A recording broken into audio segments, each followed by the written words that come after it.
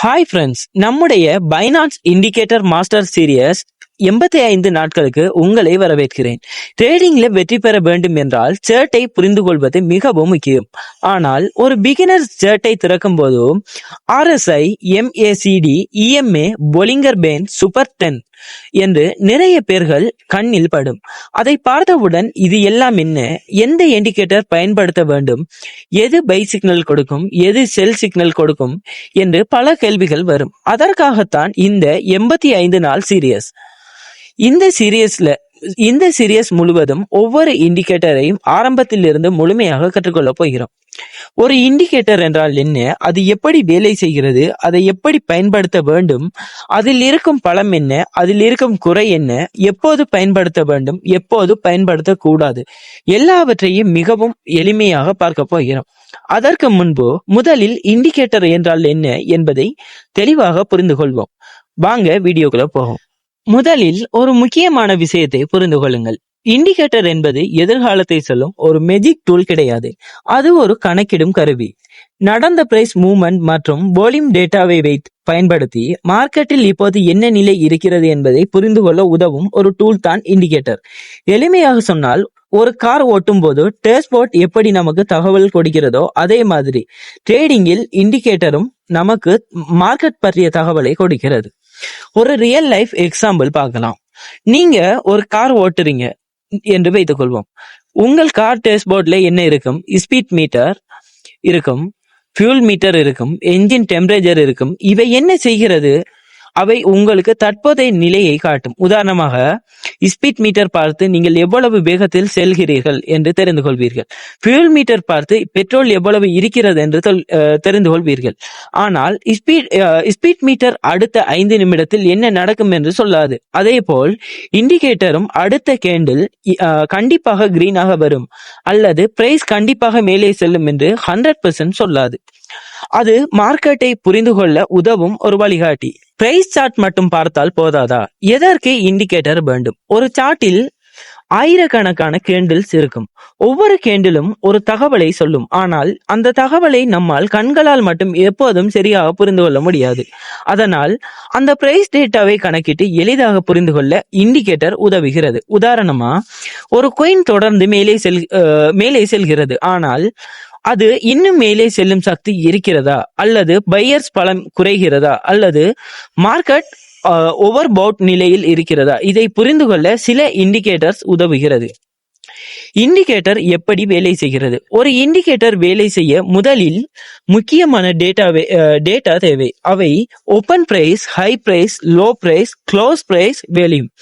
இந்த டேட்டாக்களை வைத்து இண்டிகேட்டர் ஒரு கால்குலேஷன் செய்கிறது. அதன் முடிவை சார்ட்டில் ஒரு லைன், சிக்னல் அல்லது ஒரு பேட்டர்னாக காட்டுகிறது.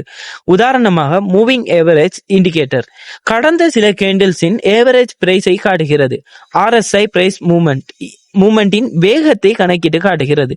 MACD ட்ரெண்டில் மாற்றம் இருக்கிறதா என்பதை புரிந்து கொள்ள உதவுகிறது. அதனால் ஒவ்வொரு இண்டிகேட்டருக்கும் தனித்தனி வேலை இருக்கும். ட்ரேடிங் இண்டிகேட்டர்ஸ் பல வகைகளாக பிரிக்கப்படுகிறது. முக்கியமான 4 வகைகள் உள்ளன. ட்ரெண்ட் இண்டிகேட்டர்ஸ், மார்க்கெட் எந்த டைரக்ஷனில் செல்கிறது என்பதை காட்டும் இண்டிகேட்டர்ஸ். உதாரணம், moving average, EMA, super trend, Ichimoku cloud. ஒரு காயின் அப் ட்ரெண்டில் இருக்கிறதா, டவுன் ட்ரெண்டில் இருக்கிறதா என்பதை புரிந்து கொள்ள உதவும். இரண்டாவது, மொமெண்டம் இண்டிகேட்டர்ஸ், பிரைஸ் எவ்வளவு வேகமாக நகர்கிறது என்பதை காட்டும் இண்டிகேட்டர்ஸ். உதாரணம், RSI, MACD, ஸ்டோஜஸ்டிக் RSI. இது பையர்ஸ் மற்றும் செல்லர்ஸின் சக்தியை புரிந்து கொள்ள உதவும்.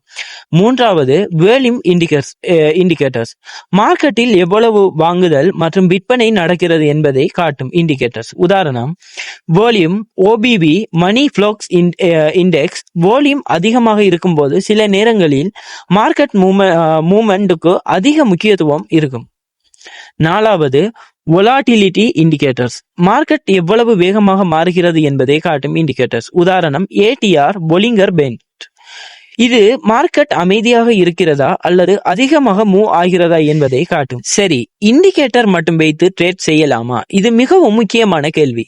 பல பிகினர் செய்யும் மிகப்பெரிய தவறு என்ன தெரியுமா? ஒரு இண்டிகேட்டர் சிக்னல் கொடுத்தவுடன் உடனே ட்ரேட் எடுப்பது. உதாரணமாக, RSI 30 கீழே வந்தது, உடனே பை MACD க்ரோஸ் வந்தது, உடனே பை. இப்படி செய்வது சரியான முறை இல்லை.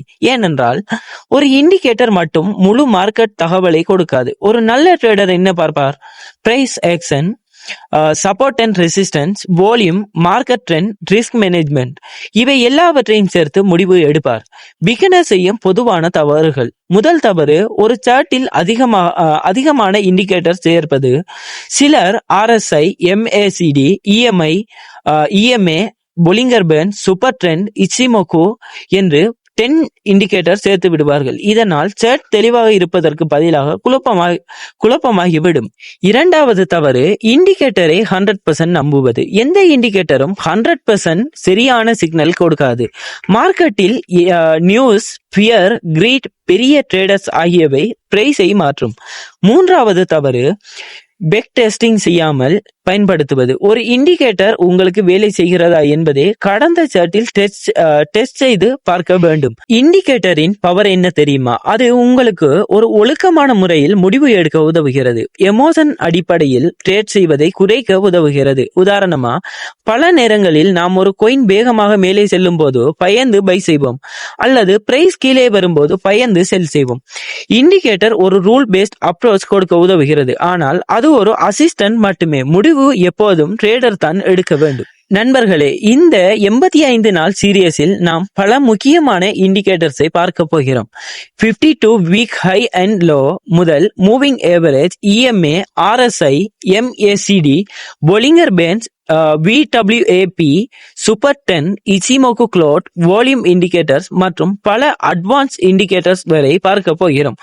ஒவ்வொரு இண்டிகேட்டருக்கும் அது என்ன, எப்படி வேலை செய்கிறது, எப்படி பயன்படுத்துவது, எந்த செல்லிங் நல்லது, பை சிக்னல் எப்படி, செல் சிக்னல் எப்படி, என்ன தவறு செய்யக்கூடாது, எல்லாவற்றையும் தெளிவாக பார்க்க போகிறோம். இன்றைய வீடியோவில் இண்டிகேட்டர் என்றால் என்ன, அது எப்படி வேலை செய்கிறது, இண்டிகேட்டர் ஏன் தேவை, இண்டிகேட்டர் வகைகள் என்ன, இண்டிகேட்டர் மட்டும் வைத்து ட்ரேட் செய்யக்கூடாதது ஏன், பிகினர் செய்யும் தவறுகள் என்ன என்பதை பார்த்தோம். ஒரு விஷயத்தை மட்டும் நினைவில் வைத்துக் கொள்ளுங்கள், இண்டிகேட்டர் என்பது ஒரு வழிகாட்டி மட்டுமே. அதை சரியாக பயன்படுத்த தெரிந்தால் அது ஒரு சக்தி வாய்ந்த டூல் ஆக மாறும். அடுத்த வீடியோ நாம் முதல் முக்கியமான இண்டிகேட்டர் ஆன 52 வீக் ஹை அல்லது லோ இண்டிகேட்டர் என்றால் என்ன, அது எப்படி வேலை செய்கிறது, பைனான்ஸ் சார்ட்டில் அதை எப்படி பயன்படுத்துவது, அதன் மூலம் மார்க்கெட் ஸ்ட்ரென்த்தை எப்படி புரிந்து கொள்வது என்பதை முழுமையாக பார்க்க போகிறோம். இந்த வீடியோ உங்களுக்கு பயனுள்ளதாக இருந்தால் லைக் செய்யுங்கள். இந்த 85 நாள் இண்டிகேட்டர் சீரியஸ் தவறவிடாமல் பார்க்க சேனலை சப்ஸ்கிரைப் செய்து பெல் ஐக்கானை ஆன் செய்து கொள்ளுங்கள். ட்ரேடிங் கற்றுக்கொள்ள விரும்பும் உங்கள் நண்பர்களுக்கும் இந்த வீடியோவை ஷேர் செய்யுங்கள். உங்களுக்கு ஏதாவது சந்தேகம் இருந்தால் கமெண்டில் கேளுங்கள். நான் முடிந்த அளவு பதில் சொல்ல முயற்சி செய்கிறேன். நன்றி நண்பர்களே, அடுத்த வீடியோவில் சந்திப்போம்.